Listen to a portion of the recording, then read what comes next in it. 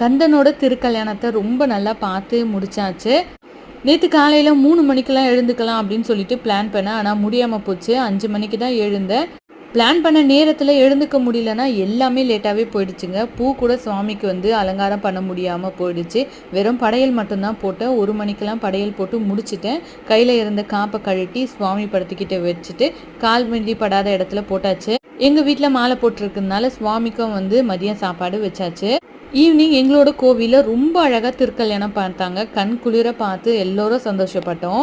இந்த சூரசம்ஹாரம் வருஷம் நம்ம ஏன் இவ்வளோ சிறப்பாக பண்ணுறோன்னா, நம்ம மனசில் இருக்கிற அந்த அசுரனை கெட்ட எண்ணங்கள்லாம் இருக்கும் இல்லையா, அதை முருகர் வருஷம் நம்மளை அழித்து சுத்தப்படுத்தி தராரு.